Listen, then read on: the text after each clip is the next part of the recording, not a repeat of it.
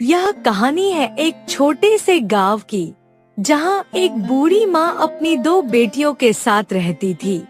एक थी काली, जिसका त्वचा सांवली थी लेकिन दिल बहुत साफ था, और दूसरी थी गोरी, जिसके चेहरे पर चमक थी लेकिन दिल में घमंड था। माँ की आंखों को गोरी की चमक तो दिखती थी, पर काली की मेहनत उसे कभी दिखाई नहीं दी। अरे काली, कब उठेगी तू? तेरे उठने से पहले ही गोरी नहा धोकर मंदिर चली जाती है और तू अभी तक चारपाई पर पड़ी है। कुछ तो शर्म कर इस घर को लिए। माँ, मैं सुबह से लगी हूँ।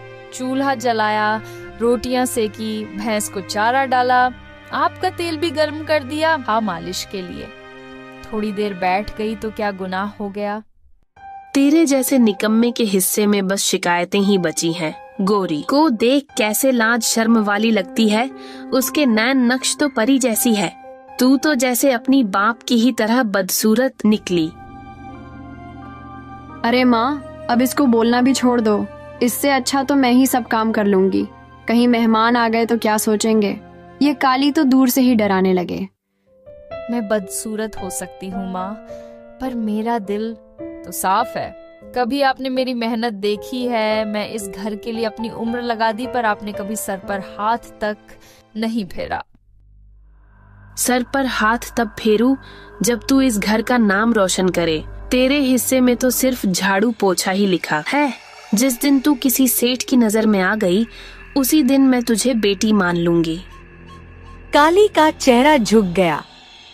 बहन, तेरा रंग जितना काला है ना, तेरी किस्मत भी उतनी ही सुनी है। कोई तुझे ब्याहने नहीं आएगा। तेरा घर यही रहेगा माँ के ताने और चूल्हे की राख में। हे भगवान, क्या सच में रंग ही सब कुछ होता है? क्या मेरी मेहनत, मेरा प्रेम, मेरा त्याग, इनका कोई मोल नहीं? कभी तो मेरी किस्मत भी उजली होगी। चल भाग और कुएं से पानी भर के ला। तेरे जैसे लोग भावुकता में रोकर क्या पाएंगे। काम कर, यही तेरी असली जगह है। काली रोती हुई वहाँ से चली जाती है। जब समाज रूप देखता है तो गुण अक्सर धूल में दब जाते हैं। ऐसा ही कुछ सोचते हैं गांव के प्रसिद्ध व्यापारी लाल हरिराम और उनकी पत्नी लक्ष्मी देवी। सेठ को अपनी बहू में बस गोरी चमक चाहिए, भले ही वह भीतर से कितनी भी खोखली क्यों ना हो। लक्ष्मी, अब समय आ गया है कि हमारे बेटे की शादी कर दी जाए। हमारे पास सब कुछ है, दौलत, दुकान, नाम अब चाहिए कि एक बहू जो हमारी शान को और ऊंचा करे। हाँ जी, मैं भी यही सोच रही थी। बेटा, अब शादी लायक हो गया है, पर हमें लड़की ऐसी चाहिए जो सिर्फ सुंदर नहीं, समझदार भी हो, घर संभालने वाली, संस्कारी और सीधी सादी। हाँ, लेकिन देखो आजकल की दुनिया दिखावे की है। लोग पूछते हैं बहू कैसी दिखती है, कितनी सुंदर चेहरा है, और ऐसे में मैंने एक नाम सुना है, गोरी बूढ़ी माई की छोटी बेटी, चेहरे पर जैसे चांद उतर आया हूँ। हाँ, मैंने भी सुना है उनके बारे में, लेकिन सुना है कि बड़ी बेटी काली काम में बहुत होशियार है। घर का सारा काम वही करती है। गोरी तो बस आईने में ही उलझी रहती है। काम काज कौन दिखता है लक्ष्मी? हमारे पास नौकर है बर्तन धोने। देखिए, बाढ़ लिए इसको। हमें तो चाहिए एक ऐसी बहू जो हर शादी ब्याह में लोगों के मुंह से वाह निकलवा दे। पर क्या सिर्फ सुंदरता ही सब कुछ होती है? अगर स्वभाव ठीक ना हो तो घर नरक बन जाता है, और अगर बहू में ममता नहीं तो वह सौंदर्य किस काम का? अरे भगवान, तू तो पुरानी सोच वाली बातें करती है। देख, समाज को दिखाने के लिए एक सुंदर बहू से बेहतर कुछ नहीं होता। गौरी इस गांव की सबसे सुंदर लड़की है। हमारा नाम उसके साथ जुड़ते ही चर्चित हो जाएगा। आप अपनी सोच में गौरी को सुंदरता देख रहे हो, पर मैं उसकी आंखों में घमंड और अकड़ देखती हूँ। मैं डरती हूँ कि कहीं वह हमारे बेटे को तकलीफ ना दे। अब तुम ही बताओ, गौरी जैसी लड़की हमारे घर में बहू बनकर आएगी तो हमारा मान सम्मान कितना बढ़ेगा। और काली, वह तो लोगों के ताने का विषय बन जाएगी। बिल्कुल, पर क्या हमने यह सोचा है कि अगर गौरी को रिश्ता पसंद ना आया तो, या वो इस रिश्ते को सिर्फ दिखावा समझे? पसंद आना या ना आना उसका काम नहीं।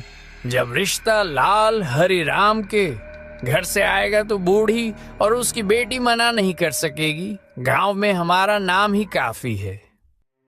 ठीक है, पर एक शर्त है, अगर लड़की का व्यवहार मेरे मन को ना भाए तो मैं इस रिश्ते के लिए नहीं मानूंगी। मुझे मंजूर है। कल ही चलते हैं उनके घर रिश्ता लेकर और देखेंगे कैसे उनका सिर गर्व से ऊंचा होता है। जिस दरवाजे पर कभी उम्मीद ने दस्तक नहीं दी थी, आज वही रिश्ते का पैगाम आया। सेठ लाल हरिराम और सेठानी लक्ष्मी देवी बूढ़ी के घर रिश्ते की बात करने पहुँचे। अरे सेठ साहब, आप और लक्ष्मी बहन जी भी साथ आई हैं। कहिए कैसे आना हुआ? राम राम बहन जी, आपके घर की तारीफ सुनी थी, खासकर आपकी गोरी बेटी की सुंदरता की। हम अपनी बेटी के लिए रिश्ता लेकर आए हैं। गोरी के लिए? सेठ साहब, आप मजाक तो नहीं कर रहे हैं? इतने बड़े घर से रिश्ता मेरी बेटी के लिए? नहीं बहन जी, हम मजाक नहीं करते। आपकी बेटी हमारी बहू बने, इससे बड़ी बात क्या हो सकती है? माँ, क्या हो रहा है? अरे सेठ जी, सेठानी जी, आप लोग। बेटी, ये रिश्ता लाए हैं तेरे लिए। देखा, मैंने कहा था ना, तू ही हमारे घर की किस्मत है। बिटिया, हमारे बेटे को ऐसे ही संस्कारी और सुंदर लड़की की तलाश थी।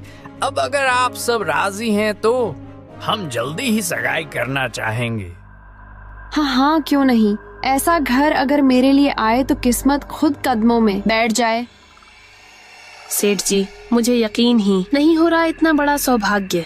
गोरी की शादी अगर आपके घर में होगी तो मेरी गरीबी भी मानो मिट जाएगी। बेचारी काली रसोई घर से यह सब सुन रही थी और सोच रही थी, हर बार मेरी आंखें ही क्यों नाम होती है? क्या सिर्फ सुंदरता ही रिश्ता लायक होती है? मेरे हाथों में मेहनत की लकीरें हैं, पर कोई उन्हें नहीं पढ़ता। बहन जी, कल हम फिर आएंगे शगुन और तैयारी लेकर। आप बस बेटी को तैयार रखिए। मैं तो अभी से सोने की चूड़ियाँ, लाल जोड़ा और रथ का सपना देख रही हूँ माँ। अब देखना, मैं इस घर को आसमान बना दूंगी। हाँ बेटी, तू तो देवी है। तेरे कदम ही इस घर की किस्मत खोल देंगे। हम चलते हैं बहन जी, शुभ दिन तय करके खबर भिजवाएंगे। गोरी का रिश्ता पक्का हो गया। वही काली की आंखें भीग गई। मेहमान चले जाते हैं। उनके जाते ही गोरी और बूढ़ी दोनों खूब खुश हो जाते हैं। बिटिया देख, भगवान ने तुझ पर कैसी कृपा की है। सेठ सेठानी जैसे लोग तुझे अपनी बहू बनाना चाहते हैं। तेरी सुंदरता ने पूरे गांव को रोशन कर दिया। अरे माँ, मैंने कहा था ना, मैं आम नहीं खास हूँ। ऐसी शक्ल देखी है किसी ने इस गांव में, जो देखे बस देखता रह जाए। तेरी किस्मत तेरे चेहरे पर लिखी है बेटी। जिस दिन तू पैदा हुई थी मैं समझ गई थी कि यह लड़की हमारे भाग्य को चमकाएगी। और वह काली? माँ, अब तो पक्का हो गया। उसे तो कोई रिश्ता भी नहीं भेजेगा। उसे तो बस झाड़ू पकड़ा दो और चुप रहने को कहो। हाँ, ठीक कहती है तू। काली तो जन्म से ही बोझ है। जिस दिन तेरी शादी होगी उसी दिन मेरी छाती से एक भारी पत्थर उतर जाएगा। और वहीं दूसरी और काली दरवाजे के पीछे खड़ी थी। उसके कानों में हर शब्द तीर की तरह चुभ रहे थे। मेरे हिस्से में तो बस काम है, अपमान है। माँ की एक मुस्कान तक नसीब नहीं होती। क्या सिर्फ रंग ही सब कुछ होता है? क्या एक बेटी की मेहनत कुछ भी नहीं? उसे रात गोरी सपनों में खोई रही बूढ़ी सपनों को गिनती रही। कुछ वक्त के बाद गोरी की शादी हो जाती है। शादी सिर्फ दो लोगों का नहीं, दो परिवारों का रिश्ता होता है। लेकिन जब रिश्ता सिर्फ चेहरे से जोड़ा जाए तो टूटने में देर नहीं लगती। बेटा रमेश, अब तेरी जिंदगी की नई शुरुआत है। गौरी बहुत सुंदर है, अब बस वो इस घर की इज्जत को बढ़ाए, यही उम्मीद है। जी पिताजी, मैं पूरी कोशिश करूंगा उसे समझने और अपनाने की। बिटिया, अब यह घर तेरा है। तू इस घर की बहू है। जैसे लक्ष्मी पैर रखती है वैसी ही तू आई है। देखती हूँ। पहले तो मुझे मेरी पसंद की साड़ी जो सिल्क की बनी होनी चाहिए, वरना मैं कोई काम नहीं करूंगी। सारी, तुम आराम कर लो पहले, बाकी बाद में। शादी के दूसरे ही दिन गौरी ने घर का रंग बदलना शुरू कर दिया। ना विनम्र ना सेवा, बस हुक्म और ताने। जहाँ सब सोच रहे थे कि बहू पूजा करेगी, वहाँ वह दिन भर बिस्तर पर पड़ी रहती थी। मालकिन नई बहुत रसोई में आना भी पसंद नहीं करती, कहती है ये सब मेरे बस का नहीं। हे भगवान, यह लड़की तो बिल्कुल अलग है। ना मुंह मीठा ना व्यवहार। अब समझ नहीं आ रहा क्या करें। गौरी माँ कह रही थी तुम थोड़ा घर के काम में हाथ बताओ, कम से कम पूजा की थाली ही बना दो। क्या मैं नौकरानी हूँ? तुम्हारी माँ क्यों नहीं समझती कि मैं कोई गांव की लड़की नहीं हूँ? मैं आराम करने आई हूँ, सेवा करने नहीं। बेटा, ये तो हमने सोचा भी नहीं था। ये लड़की तो दिन पर दिन घर में अशांति फैला रही है। हर बात पर झगड़ा और चेहरे पर ताना। अब हम क्या करें? धीरे धीरे गौरी का असली स्वभाव हर किसी के सामने आने लगा। उसकी सुंदरता अब बोझ बनती जा रही थी, क्योंकि अंदर से वह सिर्फ घमंड और स्वार्थ से भरी थी। बिटिया, शादी सिर्फ सोने के गहने पहनने से नहीं निभती। तुम्हें रिश्ता को भी संजोना आना चाहिए, वरना यह घर भी तुम्हारे लिए अजनबी बन जाएगा। मुझे उपदेश मत दो, मैं तुम्हारे बेटे की बीवी हूँ, माँ बनकर मत। दिखाओ, मुझे जैसी जिंदगी चाहिए मैं वैसी ही जीऊंगी। मैंने तुम्हें अपना समझा, लेकिन तुमने इस घर को मजाक बना दिया। अब यह रिश्ता हमें सता रहा है। शायद हमने चकाचौंध में देखा, लेकिन गहराई में जाना ही नहीं, और अब भुगत रहे। जी, बहू को वह देवी समझ बैठे थे। वह अब रोज इस घर को अपमानित करती थी। इन सभी बातों से परेशान होकर सेठ गौरी की शिकायत करने बूढ़ी के पास जाते हैं। बहन जी, हमें लगता है हमसे बहुत बड़ी भूल हो गई। हमने आपकी बेटी को बहू बनकर अपनी जिंदगी में तूफान बुला लिया है। हमने सोचा था कि हमें एक सजी सवरी बहू मिलेगी, पर जो मिला वह बस सोती है, झगड़ती है और घर का चैन छीन लेती है। नहीं नहीं, वह ऐसी नहीं है। वह तो बचपन से सीधी सादी और समझदार रही है। अगर वह सीधी है तो सीधी लड़की से आग जल रही है। हमारे घर में हर बात पर झगड़ा, हर बात पर ताना। रमेश की हालत देखिए, वह अब बात भी करने से डरता है। ना सेवा करती है, ना सास ससुर की इज्जत। हमारी तो नाक कट गई समझ में। हो सकता है नई जगह की परेशानी हो, थोड़ा समय दीजिए, वह ठीक हो जाएगी। शायद वह आप लोगों को समझ नहीं पा रही हो। समझ नहीं पा रही तो शादी क्यों की? हमने उसे रानी बनाकर घर बुलाया था, और वह तो सास ससुर को नौकर बना रही है। घर की इज्जत बहू से होती है, पर वह तो मोहल्ले में हमें शर्मिंदा करवा चुकी है। लोग अब ताने देते हैं सेठ की बहू, देखो कितनी घमंडी है। मैंने कभी सोचा भी नहीं था कि मेरी बेटी ऐसा करेगी, लेकिन शायद अपने कुछ गलतफहमी पाल ली हो। गलतफहमी तो हमें आपके घर में आकर हो गई थी बहन जी। हमने चेहरा को देखा, दिल की गहराई नहीं देखी, और अब भुगत रहे हैं। बूढ़ी माँ को झटका लगा। पर फिर भी वह अपनी गोरी बेटी की तरफदारी कर रही थी। उसे लग रहा था कि दुनिया गलत है, उसकी बेटी नहीं। हर लड़की कुछ समय लेती है नए घर में ढलने के लिए। आप लोग उसे समझाइए, बच्ची है, अभी छोटी है। उसे छोटा मत कहिए, उसे बस घमंड है अपनी सुंदरता का, और उस घमंड ने हमारे घर को जहन्नुम बना दिया। अगर आज हमने आपको बताने की हिम्मत ना की होती तो कल हमारा बेटा खुद घर छोड़ देता। हमारी बहू बनने लायक नहीं थी आपकी बेटी। आप क्या कहना चाहते हैं? आप रिश्ता तोड़ना चाहते हैं? अब भी नहीं, पर अगर अगले कुछ दिनों में कोई बदलाव नहीं हुआ तो हमें बड़ा फैसला लेना पड़ेगा। सेठ और सेठानी चले गए, पर अपने पीछे एक गहरी चोट छोड़ गए। गोरी की शिकायतें सुन सुनकर वह टूट चुकी थी, लेकिन जिसने उसे संभाला उस काली पर ही गुस्सा निकाल बैठी। ये क्या हो गया? मेरी गोरी के साथ सेठ सेठानी तक शिकायतें लेकर आ गए। लोग क्या कहेंगे? मेरी बेटी ने घर बर्बाद कर दिया। नहीं नहीं, ऐसा नहीं हो सकता। माँ, मैं तो बहुत बार समझाया था गोरी बहन को थोड़ा व्यवहार सुधारना चाहिए, लेकिन आपने ही कहा था तू बड़ी होकर भी जलती है उससे। हाँ, और अब तू भी कहेगी कि गोरी की सारी गलती है? सच बता, तूने कुछ किया है? कहीं तूने ही तो सेठ सेठानी को तो भड़काया नहीं? माँ, आप मुझ पर इल्जाम लगा रही हैं। मैं तो हमेशा आपकी बात मानी, आपकी हर ताने चुपचाप सहन किया, और अब आप मुझ पर शक कर रही हैं। शक नहीं कर रही, मुझे पूरा यकीन है तू ही चाहती थी कि गोरी की शादी टूटे, ताकि सबको लगे कि तू ज्यादा समझदार है। तेरे मन में जहर है काली।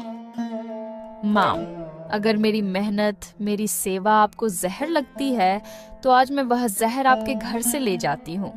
मैं अब नहीं रुक सकती। जा जा और लौट कर मत आना, हमारे घर का भार हल्का हो जाएगा। और काली चल दी, ना पैर रुके ना आंसू बहे, क्योंकि अब वह टूटी नहीं थी, अब वह मजबूत हो चुकी थी। कहाँ जाऊं अब? जिस घर को जीवन माना वह घर ही पराया हो गया। जिस माँ के लिए खुद को मिटाया उसने मुझे ही मिटा दिया। क्या मेरी गलत थी? सिर्फ इतनी थी कि मैं काली हूँ। जब इंसान सबसे ज्यादा अकेला होता है तब भगवान किसी को भेजता है, कभी किसी दोस्त के रूप में, कभी एक अजनबी के रूप में। मनोहर, जरा देखो वह कौन लड़की है जो अकेले बैठी है इस दोपहर में। किसी का यूं बैठे रहना कुछ ठीक नहीं लगता। हाँ मालिक, वह लड़की तो जैसे रो रही है। कपड़े भी बहुत साधारण है, पर चेहरा शांत है। लगता है किसी अच्छे घर की है। मैं खुद पूछता हूँ, ऐसे मौके पर मदद करना हमारा धर्म है।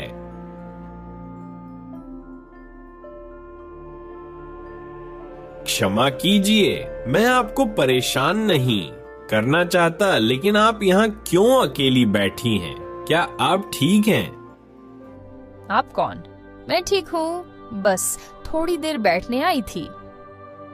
आपका चेहरा कह रहा है कि आप ठीक नहीं है। आंखें सब कह देती हैं। अगर आप मुझे कुछ साझा करना चाहें तो शायद थोड़ा हल्का महसूस करें। आप जैसे लोगों के पास समय कहाँ होता है गरीब की कहानी सुनाने का। मेरे पास ना घर है ना सम्मान। मैं उस बेटी की कहानी हूँ जिसे सबने ठुकरा दिया। बिटिया ठुकराई नहीं जाती, समझी जाती है। आपका दुख किसी बोझ से नहीं, दूसरी की अंधी सोच से है। मैं जमींदार का बेटा राजवीर सिंह हूँ और उससे ज्यादा मैं इंसान हूँ, और हर इंसान की कहानी सुनाने का अधिकार मुझे है। काली ने कभी सोचा भी नहीं था कि कोई उसकी आंखों में आंसू देखकर रुक जाएगा। मुझे अपने जीवन में कोई नहीं मिला जो मेरे दिल की बात सुने। आज आप जो कह रहे हो वह मेरे लिए एक दवा की तरह है, पर मैं आपके सामने हाथ जोड़कर कहती हूँ, मुझे अपने रास्ते पर अकेला छोड़ दीजिए। आपका आत्मसम्मान देखकर मैं आपको और अधिक सम्मान देता हूँ। लेकिन अकेलापन और आत्मसम्मान एक ही बात नहीं होते। आपको खाना चाहिए, पानी चाहिए, थोड़ा विश्राम भी। मेरे घर में माता पिता भी है। अगर आप चाहे तो कुछ दिन रुक सकती हैं। कोई जोर नहीं, सिर्फ प्रस्ताव है। मल्लिक लड़की तो बड़ी समझदार लगती है। शायद भगवान ने उसे आपसे मिलाने का कोई कारण रखा हो। मैं किसी पर बोझ नहीं बनना चाहती, पर सच कहूँ आज पहली बार दिल ने कहा कोई है जो सुन रहा है। तो आइए मेरे घर, आपके लिए द्वार खुले हैं सम्मान और आदर के साथ। आप जैसी आत्मा को घर देना मेरे लिए पुण्य होगा।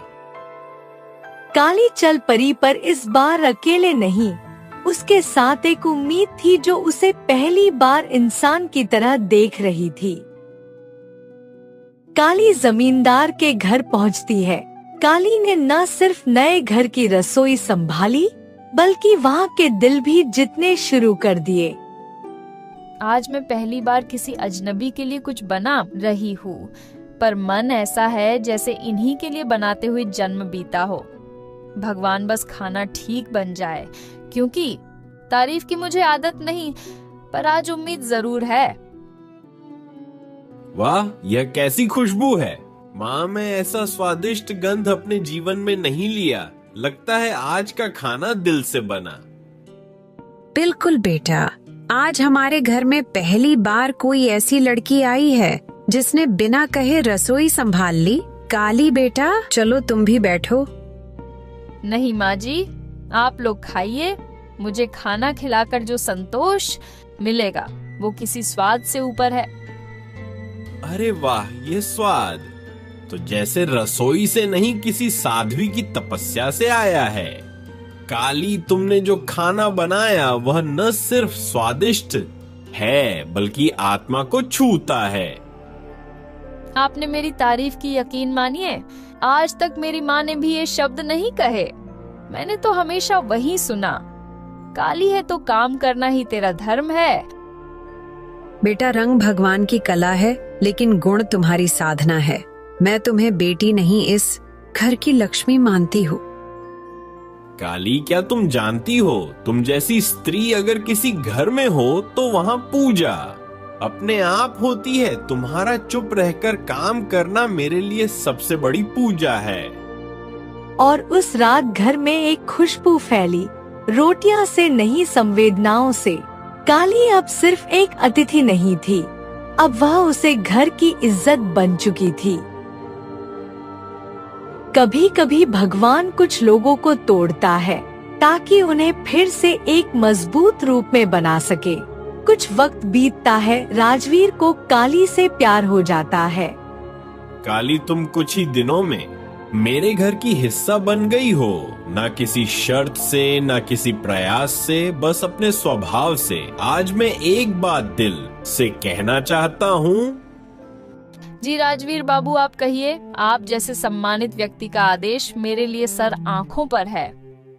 यह आदेश नहीं, एक निवेदन है। मैं चाहता हूँ, क्या तुम मेरे जीवन की संगनी बनेगी? मुझसे? मैं एक साधारण काली त्यागी लड़की और आप एक जमींदार के बेटे? आपको मजाक करना शोभा नहीं देता। तुम्हें क्या लगता है, जो आदमी तुम्हारे स्वभाव से इतनी प्रभावित हो, जो तुम्हारी मेहनत में सौंदर्य देखा है, वह मजाक करेगा? काली, मैंने जीवन में बहुत चेहरे देखे, पर दिल तुम्हारा जैसा कभी नहीं मिला। बेटी, अगर तू हमारी बहू बनेगी तो इस घर का भाग्य बदलेगा। मैंने बहुत सी औरतें देखी है, लेकिन तेरी आंखों में जो शांति और सेवा है वह दुर्लभ है। मान जी, आपने मुझे बहू कह दिया। बस यही मेरे जीवन का सबसे बड़ा सम्मान है। मैंने तो हमेशा तिरस्कार झेला, आज अगर आप लोग मुझे अपनाएंगे तो मेरा जीवन सफल हो जाएगा।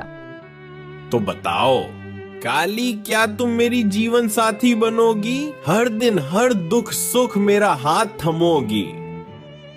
राजवीर बाबू, आपने मुझे इंसान नहीं आत्मा समझा। मैं किसी राजघराने के योग्य नहीं हूँ, पर अगर मेरी सेवा, मेरा समर्पण आपको मंजूर है तो मैं अपना जीवन आपके चरणों में समर्पण करती हूँ। जी काली को दुनिया ने ठुकराया, जिसे माँ ने अपनाया नहीं। उसे एक ऐसा जीवन साथी मिला जिसने उसकी आत्मा को अपनाया। कभी कभी जिंदगी में इंसान इतना खो जाता है कि उसे अपनों की अहमियत समझ ही नहीं आती, और जब समझ आती है तो वक्त हाथ से निकल चुका होता है। आज गौरी अपने ही कर्मों से टूटी थी। माँ, उसने मुझे तलाक दे दिया। कहता है मैं पत्नी कहलाने लायक नहीं। अब मैं कहाँ जाऊँ? जिस घर को मैंने ठुकराया आज वही मेरी आखिरी उम्मीद है। बेटी, मैं भी क्या करूं? जिसे देवता समझकर विदा किया था वही आज मेरे आंगन में टूटी हुई है। हम दोनों ने बहुत बड़ा धोखा खाया है, लेकिन शायद यह भगवान का इंसाफ है। और वह काली जिसे हम काली कहकर हंसते थे, आज उसने जमींदार के बेटे से शादी कर ली। वह तो अब रानी बन गई होगी। हाँ, किस्मत ने उसे बहुत कुछ दिया और हमने उससे बहुत कुछ छीना, पर जो दूसरों का हक छीनता है वह खुद एक दिन खाली हो जाता है। माँ, काली से तो हमने हर रोज बुरा किया, उसका मजाक उड़ाया, उसे नौकरानी समझा, और आज वही लड़की रानी बन गई है। क्या यह सब हमारी वजह से हुआ? हाँ बेटी, हमने उसे कभी बेटी माना ही नहीं। ना उसके त्याग को देखा, ना उसकी विनम्रता को समझा, और ऊपर वाले ने देखा और उसे वहीं पहुंचाया जहां उसका हक था। माँ, क्या हम काली से माफी मांग सकते हैं? क्या वह कभी लौटेगी? क्या वह हमें गले लगाएगी? काली जैसी बेटियां कभी बदला नहीं लेती, वो तो माफ कर देती है, पर शायद अब लौटना उनके लायक नहीं रहा। क्या आज भी वह हमें याद करती होगी? अगर वह याद नहीं करती तो वह काली नहीं होती। उसका दिल बहुत बड़ा है, शायद हमसे कई ज्यादा। आज मैं समझ गई हूँ, सौंदर्य सिर्फ चेहरे में नहीं होता, असल सौंदर्य कर्मों में होता है, और वहीं काली सबसे सुंदर थी। कहानी वही खत्म नहीं होती जहाँ आंसू बहते हैं। कभी कभी कहानी वहाँ खत्म होती है जहाँ पछतावे की नमी समझ की मिट्टी में मिल जाती है। काली को मिला उसका सम्मान, गौरी को मिला उसका सबक, और माँ को मिली उसके कर्मों की सजा।